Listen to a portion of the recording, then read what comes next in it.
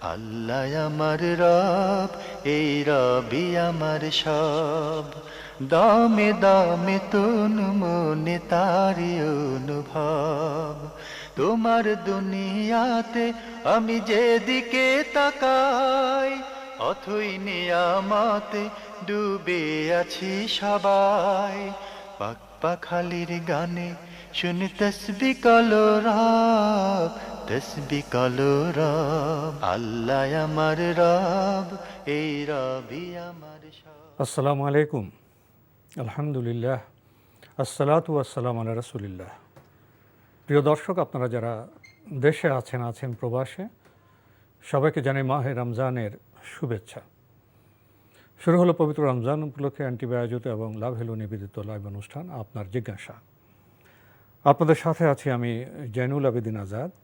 আর আপনাদের মনে জায়গা প্রশ্নের জিজ্ঞাসার সরাসরি জবাব দিচ্ছেন বিশিষ্ট আলেম ডক্টর মোহাম্মদ সাইফুল্লাহ। আসসালামু আলাইকুম ওরহমতুল্লাহি ওয়া বারাকাতুহু। প্রিয় দর্শক, আমাদের আজকের প্রাসঙ্গিক আলোচনার বিষয় ইসলামে ভ্রাতৃ চেতনা। চলুন তাহলে জিজ্ঞাসার আলোকিত ভুবনে আমরা প্রশ্ন নিচ্ছি। আসসালামু আলাইকুম। প্রিয় দর্শক, পরিচয় দিয়ে প্রশ্ন করুন। আসসালামু আলাইকুম। ওয়ালাইকুম আসসালাম। আমি ঢাকা থেকে জাহানারা বলছি। জি বলুন। আমার প্রশ্ন হচ্ছে, আমার ছেলে একটা সিডি ব্যাংকে চাকরি করে। এখন আমরা বাবা মা, বয়স্ক বাবা মা, ছেলের উপরে নির্ভরশীল। আমার ছেলের রোজগারে আমার সংসার চলে। জি, প্রশ্ন কি? এখন আমার প্রশ্ন হচ্ছে, এখন আমরা যে সুবিধা আমার ব্যাংকের ওই তার বেতনে আমার সংসার চলতেছে, এখন আমার কাছে মানে সুদি টাকা খাওয়াটা আমার কাছে মনের মধ্যে একটা বিবেকে লাগতেছে। তা আমাদের এখন করণীয় কি? ধন্যবাদ। আপনার কি আর কোনো প্রশ্ন আছে? এইটাই আমার প্রশ্ন। ধন্যবাদ আপনাকে। সমাজ বাস্তবতার কথা আপনি বলছেন। আপনার বাবা মা ছেলের উপর নির্ভরশীল, ছেলে একটি ব্যাংকে চাকরি করছেন, সেই টাকা দিয়ে আপনার সংসার চলছে, খাওয়া দাওয়া করছেন। তো আপনার মনে প্রশ্ন জেগেছে, এখন করণীয় কি?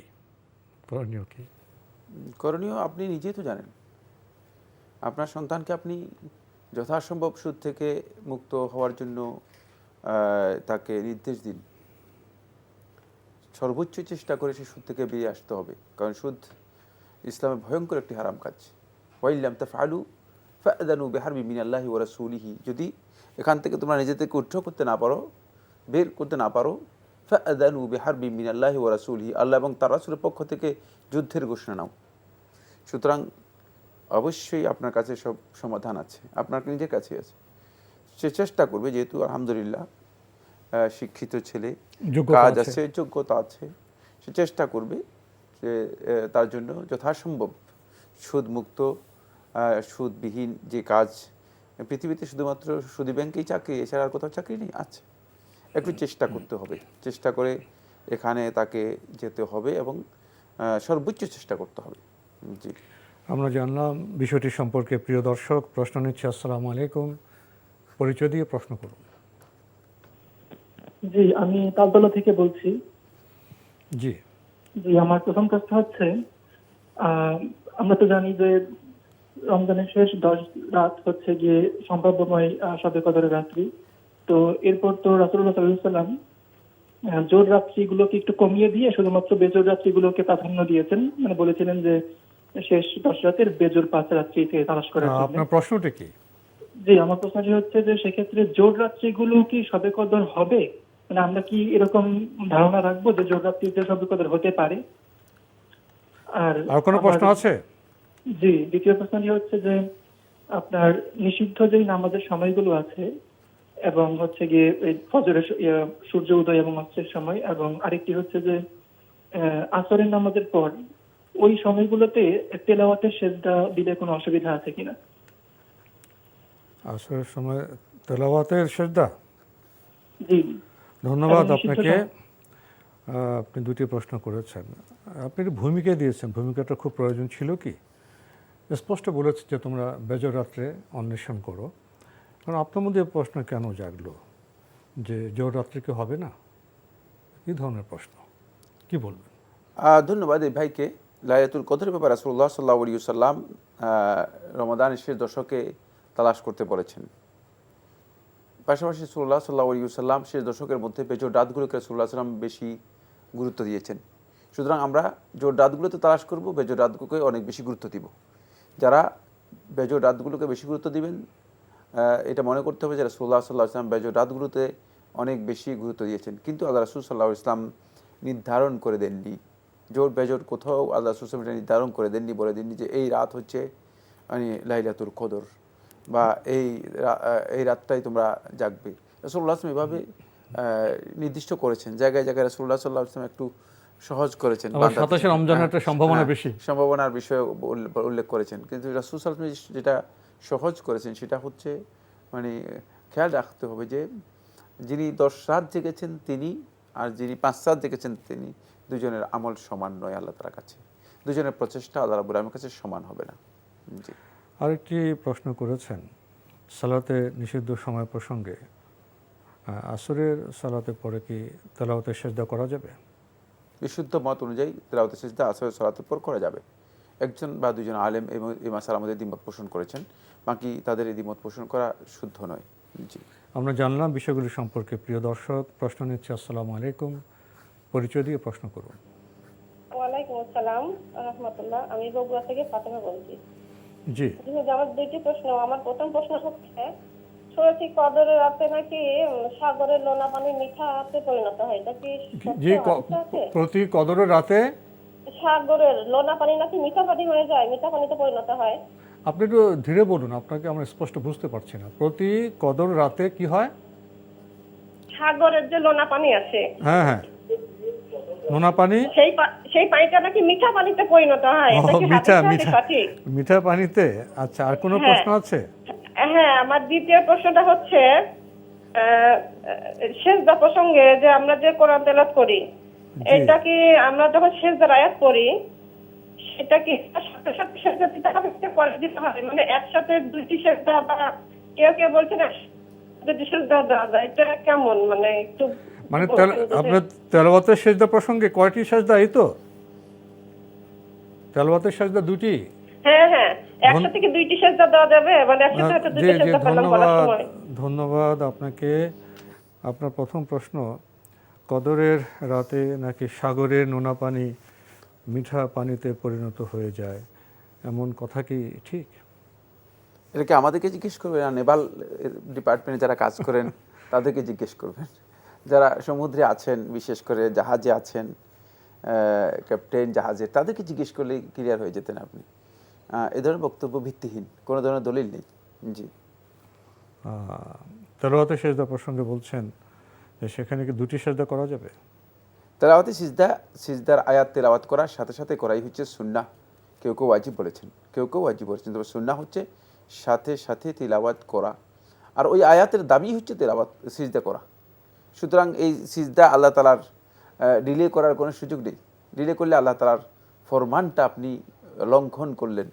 এই আমরা কোরআন না বুঝার কারণে এটা আমাদের সবচেয়ে বড় সমস্যা হয়ে গেছে। কোনো জমা করার কোনো প্রয়োজন নেই, প্রয়োজন না, এটা সম্ভব না, ইম্পসিবল। যখন তেলাওয়াত করব তখনই, হ্যাঁ, আপনি যখন তেলাওয়াত করবেন, আয়াতটা বুঝবেন, তখন আপনি এমনিতেই সিজদায় পড়ে যাবেন। সিজদার জন্য আলাদা করতে হবে না, আলাদা কিছু করতে হবে না। আয়াত আপনাকে বলবে যে আপনি সিজদায় পড়ে যাবেন তখন। এটা হচ্ছে কোরআন কারীমের তেলাওয়াতের মূল মজা এবং মূল স্বাদ, আর কোরআন দিয়ে নিজের অন্তরকে প্রভাবিত করার উপায়। এটা প্রাণবন্ত বিষয়। কিন্তু সেটা আমরা যেহেতু কোরআন বুঝি নাই, কোরআনের সাথে সম্পর্ক নেই, এখন এই ধরনের মাসালা আমরা জিজ্ঞেস করতেছি যে 2-3টা সিজদা একসাথে করব, তারপরে আদায় করব কিনা। আল্লাহ হিদায়াত দান করুক আমাদের সবাইকে। আমরা জানলাম বিষয়টি সম্পর্কে। প্রিয় দর্শক, প্রশ্ন নিচ্ছে। আসসালামু আলাইকুম, পরিচয় দিয়ে প্রশ্ন করুন। লাইনে আছেন? জি, আপনার পরিচয় দিয়ে প্রশ্ন করুন। জি, আসসালামু আলাইকুম। ওয়ালাইকুম আসসালাম। আমি চট্টগ্রাম থেকে মোহাম্মদ আব্দুল মতিন। জি ভাইয়া, বলুন। আমার প্রথম প্রশ্ন হইল সব সময় টিভি থেকে হানাফি মাযহাব থেকে বলা হয় যে আমরা হানাফি মাযহাব ও অমুক মাযহাব, কিন্তু এই মাযহাবটা সম্বন্ধে আল্লাহর কোরআন হাদিসে কোনো কিছু নাই। যারা এক্সপার্ট লোক ছিল ওনাদের নামের পরে মাযহাব চলে। তা আমার প্রশ্ন হইল, এই মাযহাবের ব্যাপারটা যখন এত সামনে আসি যাইতেছে, তাহলে তো কোরআন এবং সুন্নাত জিনিসটা পিছনে পড়ে যাইতেছে। আপনাদের একটা সৎ উত্তর আমি আশা করি। আর কোনো প্রশ্ন আছে? জি। আর জি, কোনো জি। প্রশ্ন আছে? আর একটা প্রশ্ন হইল, সেকেন্ড প্রশ্ন হইল আপনার সুদ সম্বন্ধে। আপনারা বলতেছেন ব্যাংকের সুদী ব্যাংকের টাকা এটা সুদ হিসাবে ইউজ করলে এটা ঠিক হবে না। বাংলাদেশের অর্থনীতিতে যেই ব্যাপক কর্মকাণ্ড, 60টা ব্যাংকের মধ্যে 7-8টা ব্যাংক হইল আপনার ইসলামিক ভাবে চলে। তাহলে বাকি ব্যাংকের অবস্থা কি হবে এবং এত বড় অর্থনীতি কিভাবে কন্ট্রোল করা হবে? আমার ধন্যবাদ আপনাকে। আমার প্রশ্ন হইল, মানে ইসলামিক ফাউন্ডেশন থ্রোতে এই জিনিসটা গভর্নমেন্টের কাছে উত্থাপন করে একটা প্রপার, অন্তত আমাদেরকে এই বিপদ থেকে আমাদেরকে বাঁচান, কারণ পুরা দেশটা সুদের উপর এখন বাঁচতেছে। আপনি বিশাল একটি প্রশ্ন করেছেন, ধন্যবাদ আপনাকে। আমরা আপনার প্রশ্নে যাচ্ছি। আপনি বলছেন যে বর্তমান সময়ে বিভিন্ন টিভিতে হানাফি মাযহাবের কথা শোনা যাচ্ছে, আরও মাযহাবের কথা শোনা যাচ্ছে। আপনার মধ্যে প্রশ্ন জেগেছে, আপনি বলছেন যে কোরআনে তো মাযহাবের কথা নেই। মাযহাব নিয়ে যদি আমরা বিভিন্ন গণমাধ্যমে বা জীবনযাপনে এতটা সোচ্চার হই, তাহলে কি কোরআন সুন্নাহর পেছনে পড়ে যাবে না? ধন্যবাদ এই ভাইকে। আপনি যে প্রশ্নটি করেছেন যে মাযহাব কোরআন এবং হাদিসে নেই, এই কথা একদিক থেকে সত্য। মাযহাব যেভাবে আমরা মাযহাবকে ব্যাপকভাবে দ্বীনের মতো করে অনুসরণ করছি এবং ফরজ করে নিচ্ছি, এটি কোরআন হাদিসে এভাবে নেই। কিন্তু মাযহাব সম্পর্কে আপনি জানতে হবে, মাযহাবের প্রকৃত স্বরূপ জানতে হবে। মাযহাব হচ্ছে স্কুল অফ থট, গবেষণালব্ধ ওপিনিয়ন, মতামত। আলেমদের এই মতামতকে ইগনোর করে আপনি কোরআন হাদিস বুঝতে পারবেন না। কোরআন হাদিস বুঝতে হলে আপনাকে অবশ্যই আলেমদের বক্তব্য কাছে রেখেই বুঝতে হবে, আলেমদের কাছ থেকেই বুঝতে হবে। সেক্ষেত্রে কোরআন এবং হাদিসের অনেক বিষয় আছে যেগুলো অবশ্যই আলেমদের বক্তব্যের আলোকেই আমাদেরকে বুঝতে হবে। এখানে আলেমদেরকে উপেক্ষা করে, আহলে ইলমদেরকে উপেক্ষা করে, যাদের কাছে কোরআন এবং হাদিসের বুঝ আছে, আমরা সাহাবাদের যুগ থেকে আসবো, সাহাবায়ে কেরাম, তাবেঈন, তাবেঈন, আইমাতুল ইজতিহাদ যারা ছিলেন, তাদেরকে উপেক্ষা করে আমরা আমাদের খাহেশ মতো কোরআন হাদিসকে যদি ব্যাখ্যা করা শুরু করে দেই, তাহলে দিন আর দিন থাকবে না, বরং দিন পুরাটাই আমরা নিজেদের খাহেশ দিয়ে ভরপুর করে দিব। আর তাই হচ্ছে তখন প্রবৃত্তির মাযহাব, শুধু মাযহাব আর মাযহাব হয়ে যাবে। সুতরাং এই ক্ষেত্রে কিন্তু মানে আপনি যেভাবে বলেছেন বিষয়টি এইভাবে নয়। বাকি মাযহাবকে যারা দ্বীন বানিয়ে নিয়েছে, মাযহাবকে যারা দ্বীন হিসেবে গ্রহণ করেছে এবং মনে করেছে মাযহাবের এমন অনুসরণ করতে হবে, প্রয়োজনে কোরআনকে বাতিল করতে হবে, প্রয়োজনে হাদিসকে মানা যাবে না, প্রয়োজনে হাদিসকে বলবো যে হাদিস বাতিল হয়ে গেছে, প্রয়োজনে বলবো যে আমরা এই হাদিস মানি না যেহেতু আমাদের মাযহাবে নেই, এই ধরনের বক্তব্য পরিপূর্ণরূপে বর্জন করতে হবে। কারণ এটি মাযহাবের কোনো আলেম বলেননি, এটা মাযহাবের বিধান নয়, মাযহাবের বক্তব্যও নয়। যে সমস্ত অনুসারী এইভাবে কথা বলছে তারা তো, আমার মনে হয় তারা তো মাযহাবের নির্দেশনা জানেন না। অবশ্যই মানে মাযহাবের বক্তব্যের সাথে এগুলোর কোনো সামঞ্জস্যতা নেই। ফলে এই ক্ষেত্রে মাযহাবকে যদি কেউ দ্বীন হিসেবে গ্রহণ করে থাকেন, তাহলে তিনি অবশ্যই বিভ্রান্তির মধ্যেই রয়েছেন। আমরা কোরআন এবং হাদিস থেকেই ইসলামের বিধান গ্রহণ করব, কিন্তু অবশ্যই খেয়াল রাখতে হবে যে আমাদের সম্মানিত আলেম এবং স্কলার যারা আছেন তাদেরকে আমরা কোনোভাবেই উপেক্ষা করব না। তাদের গবেষণা আমাদের কাছে অত্যন্ত সম্মানীয়, তাদের গবেষণাকে আমরা সম্মান করব। বাকি অবশ্যই যেখানে কোরআন এবং হাদিসের সুস্পষ্ট বক্তব্য আছে, সেখানে যদি তাদের ইজতিহাদের মধ্যে আমাদের কাছে মনে হয়, আমাদের দৃষ্টিভঙ্গিতে মনে হয় যেন ইজতিহাদ এর মধ্যে কোথাও না কোথাও ঘাটতি আছে, অথবা কোনো না কোথাও সহি হাদিসের বিপক্ষে কোনো বক্তব্য রয়েছে, সেটাকে অবশ্যই আমরা সম্মানের সাথে, যেটা সহি সেটা গ্রহণ করব, সম্মানের সাথে আলেমদের বক্তব্য আমরা উল্লেখ করব। জি, আপনি আরেকটি প্রশ্ন করেছেন সুদ প্রসঙ্গে, সুদী ব্যাংক প্রসঙ্গে। আপনি বলছেন যে বিশাল অর্থনীতি, 60টির মতো ব্যাংক আছে, সেখানে মাত্র 7 থেকে 8টি ইসলামী ব্যাংক আছে। এই বিশাল যে কর্মযজ্ঞ, এখানে কে কি কন্ট্রোল করবে? তো আপনি বলছেন যে এখানে ইসলামী ফাউন্ডেশনকে দায়িত্ব দেওয়া যায় না। আপনি কি ভাইয়া ইসলামী ফাউন্ডেশনের কর্মপরিধি সম্পর্কে অবগত আছেন? ইসলামী ফাউন্ডেশন এখানে কি করবে? এটা বিশাল রাষ্ট্রীয় ব্যাপার আছে। ইসলামী অর্থনীতির এত রেগুলেশন হয়েছে, কিন্তু ইসলামী ব্যাংকিংয়ের তো কোনো আইনকানুন এখন আমরা বোধহয় করতে সমর্থ হয়নি। বিশাল ব্যাপার। আপনাদের প্রশ্ন জেগেছে শুধু যে এই বিশাল অর্থনীতিকে ইসলামাইজেশন কিভাবে করা যাবে। এটা আমাদের দায়িত্ব না, এটা জাতীয় এবং আন্তর্জাতিক পলিসির সাথে জড়িত অনেক দীর্ঘ বিষয়। যারা জানেন তারা চেষ্টা করবেন। আমরা শুধুমাত্র বলবো যে অবশ্যই ইসলাম কমপ্লিট কোড অফ লাইফ, আল-ইয়াওমা আকমালতু লাকুম দীনাকুম ওয়া আতমামতু আলাইকুম নি'মাতি ওয়া রাদিতু লাকুমুল ইসলামা দীনা। ইসলাম আমাদের জন্য দিন। সুতরাং ইসলাম অর্থনীতির ক্ষেত্রে যে দিক নির্দেশনা দিয়েছে সেটাই হচ্ছে মুসলমানদের জন্য শাশ্বত বিধান। মুসলিম সেটাকেই মেনে নিতে হবে। এখন মুসলিম কিভাবে মেনে নিবে সেটা সেই ব্যবস্থা করবে। সেক্ষেত্রে সমস্ত রাষ্ট্রের দায়িত্ব আপনার উপরে নয়, আমার উপর নয়। আপনি যে প্রশ্ন করেছেন এটা আপনার সাথে কনসার্ন নয়। আপনি চেষ্টা করবেন যে আপনি নিজে সুদমুক্ত কিভাবে থাকছেন, সুদমুক্ত আছেন কিনা, আপনার সাথে কোনো সরাসরি সুদের কোনো লেনদেন আছে কিনা। যদি কোনো সুদের লেনদেন আপনার সাথে না থাকে তাহলে আপনি সুদমুক্ত রয়েছেন। আপনি গোটা হোল্ড ওয়ার্ল্ডের সুদ আপনার মাথার উপর নিয়ে এসে আপনি বলবেন যে ভাই মানে হোল্ড ওয়ার্ল্ডকে সুদমুক্ত করার জন্য আমি চেষ্টা করতেছি, এটা আপনি পারবেন কিনা সেটা আপনাকে আগে বুঝতে হবে। এটা আপনার দায়িত্বের মধ্যে পড়ে না, এটা আপনার কাজও নয়। সেক্ষেত্রে আমরা মানে মুসলিমদেরকে, আল্লাহর বান্দাদেরকে যারা আল্লাহকে ভয় করে, আখিরাতকে ভয় করে এবং আল্লাহর বিধানকে অনুসরণ করে, তাদেরকে অবশ্যই আমরা কথা বলবো যে আমরা সুদমুক্ত হওয়ার জন্য সর্বোচ্চ আমাদের জীবনযাপন যাদের সুদমুক্ত করতে পারি সর্বোচ্চ চেষ্টা, সর্বোচ্চ প্রয়াস আমরা চালাবো। এটা হচ্ছে আমাদের আল্লাহর পক্ষ থেকে নির্দেশ। আমাদের আজকের প্রাসঙ্গিক আলোচনার বিষয় ইসলামে ভ্রাতৃ চেতনা। ভ্রাতৃ চেতনা এ বিষয়ে কিছু বলবেন? ধন্যবাদ। খুবই গুরুত্বপূর্ণ একটি বিষয়। ইসলাম মানুষদেরকে পরস্পরের কী সম্পর্ক হবে সে বিষয়টি স্পষ্ট করে দিয়েছে। একজন আল্লাহর বান্দা অবশ্যই সে তার অপর ভাইয়ের সাথে যে আচরণ করবে সেটা ইসলামী ভ্রাতৃত্ব, এবং এই ভ্রাতৃ চেতনা নিয়েই তাকে কাজ করতে হবে এবং তার সাথে আচরণ করতে হবে।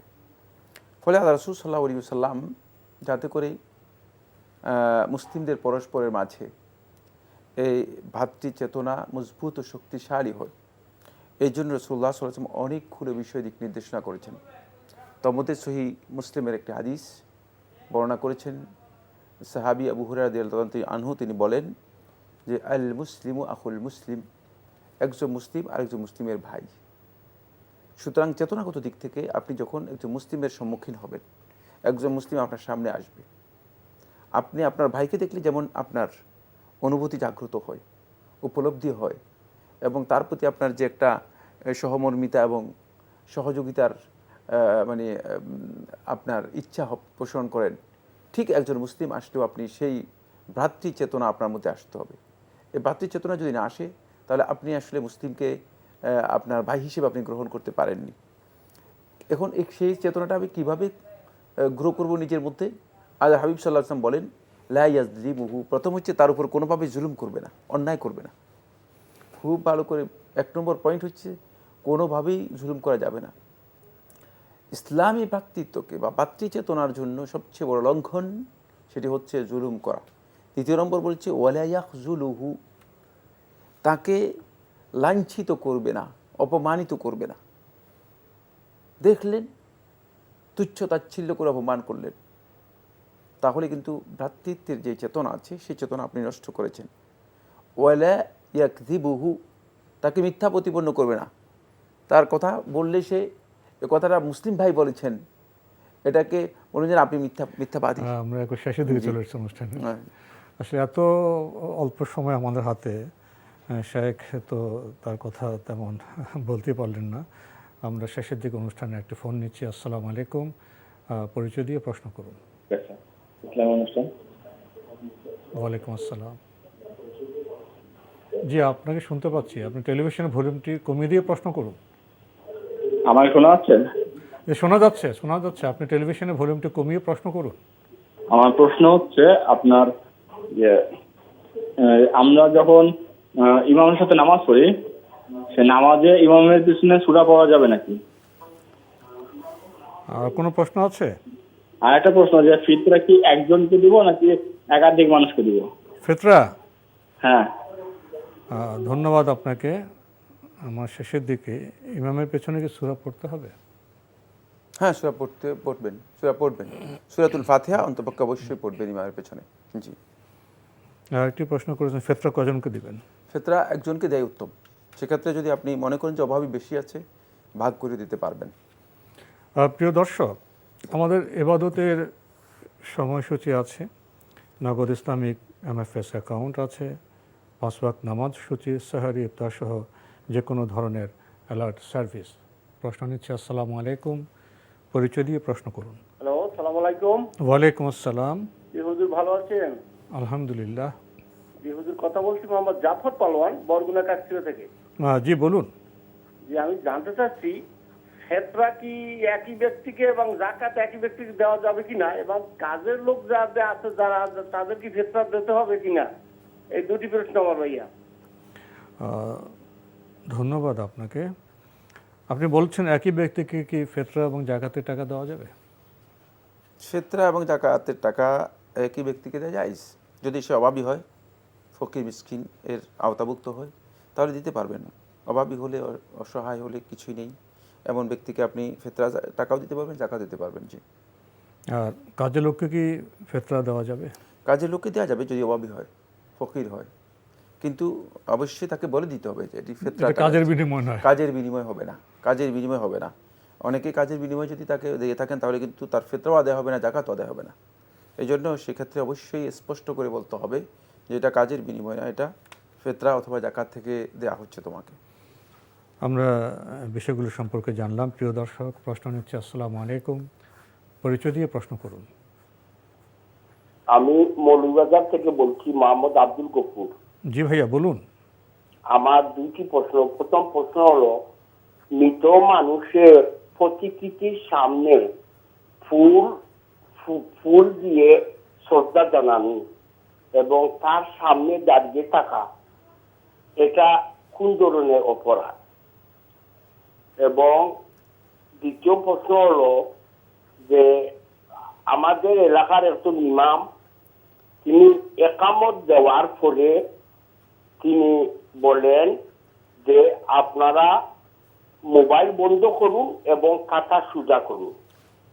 তো একামত দেওয়ার পরে এই ইমামের জন্য এই ধরনের কথা বলা কি জায়েজ আছে? এই দুটি প্রশ্ন সম্পর্কে জানতে চাই। আসসালামু আলাইকুম। ধন্যবাদ আপনাকে। বলছেন যে মৃত ব্যক্তির প্রতিকৃতিতে ফুলের শ্রদ্ধা জানানো, দাঁড়িয়ে শ্রদ্ধা জানানো, এগুলি কি ঠিক আছে? মৃত ব্যক্তির প্রতিকৃতিতে ফুল দিয়ে শ্রদ্ধা জানানো অথবা তাকে দাঁড়িয়ে সম্মান জানানো, এই কাজগুলো যদি কেউ জেনে বুঝে করে থাকেন, তাহলে এটা শিরক হবে। আর যদি কেউ না জানেন, না বুঝে করেন, মানে তার এই বিষয় সম্পর্কে জ্ঞান না থাকে, তাহলে এটা কবিরা গুনাহ হবে। কিন্তু কোনো সন্দেহ নেই, এই কাজগুলো ইসলামী শরীয়তে গৃহীত কাজ। মানে এটাই হচ্ছে মূলত পূজা, মূর্তি পূজা অথবা প্রতিকৃতি পূজা, যেটা ইসলামের সবচেয়ে বড় কঠিন শিরক হিসেবে বলা হয়েছে। এবং শিরকের মূলত দ্বার উন্মোচিত হয়েছে এই জায়গা থেকেই শিরকের দ্বার উন্মোচিত হয়েছে। ফলে এগুলো থেকে অবশ্যই মুসলিমদেরকে বিরত হতে হবে। যদি ইসলামী চেতনায় তারা উজ্জীবিত হতে চান, অবশ্যই ঈমানের দাবি হচ্ছে এগুলো পরিহার করতে হবে।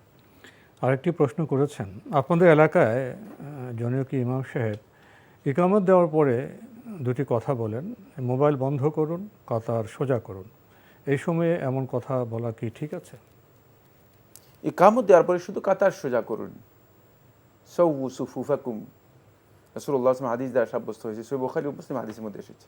কাতার সোজা করুন। মোবাইল বন্ধ করুন এ বক্তব্য এড করা জায়েজ নেই। মোবাইল বন্ধ করুন যদি বলেন, তাহলে তিনি নিজের পক্ষ থেকে যুক্ত করেছেন, এটি জায়েজ নেই, এটি বন্ধ করতে হবে। নবী সাল্লাল্লাহু আলাইহি ওয়াসাল্লাম সুন্নাহ পরিপন্থী কাজ হবে। নবী সাল্লাল্লাহু আলাইহি ওয়াসাল্লাম যতটুকু বলেছেন, এখানে শুধুমাত্র সালাতের মাসলাহাতে এতটুকু বলা জায়েজ আছে। এতটুকু সালাতের মাসলাহাতে তিনি বলবেন কাতার সোজা করুন, অথবা অন্যান্য হাদিসের মধ্যে আরও কথা আছে, সেগুলো জেনে নিতে পারবেন বা সেগুলো বলতে পারবেন। কিন্তু মোবাইল বন্ধ করুন, এটা এখানে যুক্ত হবে না। মোবাইল আগে বলতে পারেন। মোবাইল বন্ধ তো, যিনি সলাতে আসছেন তিনি এমনিতেই মোবাইল সম্পর্কে জেনেই আসবেন। এখানে মোবাইলের অ্যাড অথবা মোবাইল বন্ধের কোনো কিছুই আসবে না। সেক্ষেত্রে অবশ্যই প্রত্যেককে আগেই মানে ইনফর্ম করতে হবে যে মসজিদে আসলেই মোবাইল বন্ধ হয়ে যাবে। আমরা জানলাম বিষয়টি সম্পর্কে। প্রিয় দর্শক, আমরা প্রশ্ন নিচ্ছি। আসসালামু আলাইকুম, পরিচয় দিয়ে প্রশ্ন করুন। আসসালামু আলাইকুম, আমি বড় মগবাজার থেকে মির্জা আমিনুল ইসলাম বেগ বলছি। জি ভাইয়া বলুন। আমার প্রথম প্রশ্ন, আমি সাধারণত মসজিদে নামাজ পড়ি জামাতে, তো বৃষ্টির কারণে এশার নামাজে যেতে পারিনি। তো আমি প্রথম 2 রাকাতে যে তেলাওয়াত করে পড়তে হয় জোরে জোরে, সেটা না পড়ে আমি ভুলে গেছি, মনে মনে পড়েছি। তাতে কি আমার নামাজের কোনো ব্যাঘাত ঘটলো কিনা? জি। 1 নম্বর। 2 নম্বর হচ্ছে, শোনা যায়, কথিত আছে, পীর না ধরলে বেহেশতে যাওয়া যাবে না। এই কথাটুকু কতটুকু সত্য? বাংলাদেশে কি সঠিক পীর আছে? পীর কি, পীর কোথেকে আসছে, এটা আমার জানার বিষয়। পীরের অর্থ কি? আমি তো মনে করি যে আমার ঘরেই পীর আছে, আমার বাবা মা, তাদেরকে না, যে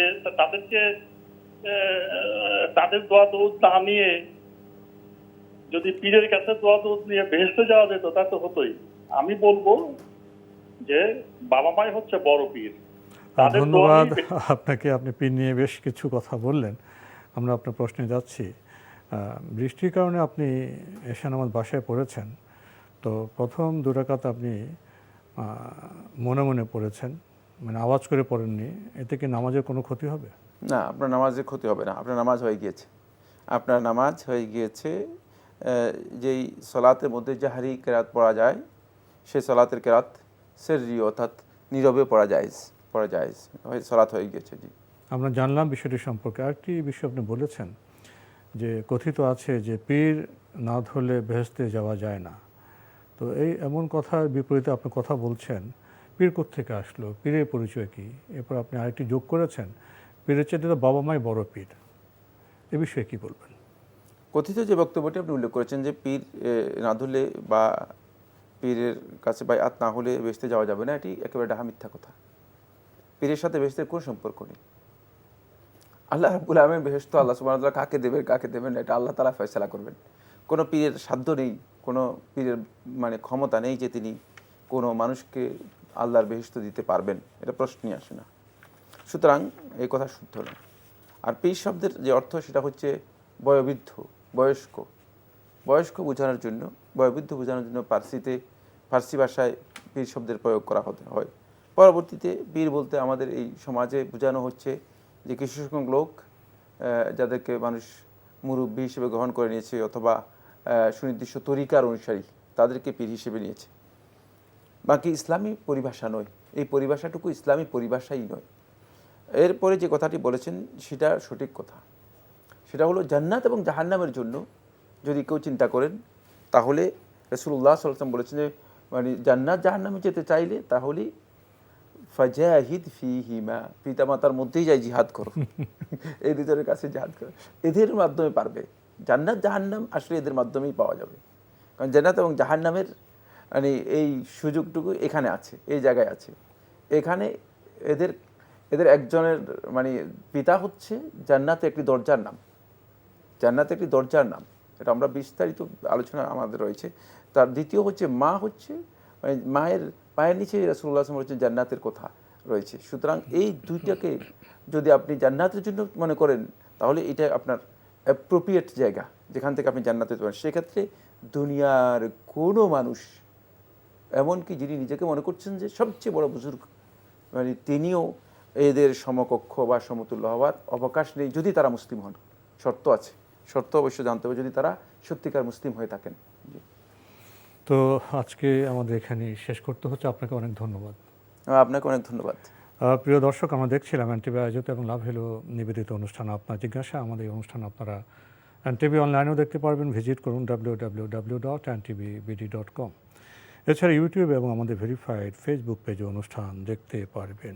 শেষে এসে আমরা বহুল কাঙ্ক্ষিত বিষয় বেহেশত সম্পর্কে জানার চেষ্টা করলাম। বেহেশত অর্জনের উপায় আছে, আমল আছে। আর পীর হিসেবে অর্থাৎ বাবা মার গুরুত্বের কথা আমরা জানলাম। বাবা মার সাথে যদি আমরা সঙ্গত আচরণ করতে পারি, তাদেরকে অবহেলা না করি, তাদের প্রতি কর্তব্য পালন করতে পারি, তাহলে জান্নাতে যাওয়াটা আমাদের জন্য সহজ হতে পারে। যে বাবা মা ঈমানদার, তিনি তো আমাদের পরিগঠন করেছেন, পরিশীলন করেছেন, তার প্রতি আমাদের কর্তব্য রয়েছে। প্রিয় দর্শক, দেখা হবে ইনশাআল্লাহ আগামীকাল একই সময়ে। মহান আল্লাহ আমাদের সবাইকে নিরাপদে রাখুন, রাখুন শান্তিতে। আসসালামু আলাইকুম। আল্লাহ আমার রব, এই রবি আমার সব, দামে দামে তুন মনে তারি অনুভব। আল্লাহ আমার রব, এই রবি আমার সব, দামে দামে তুন মনে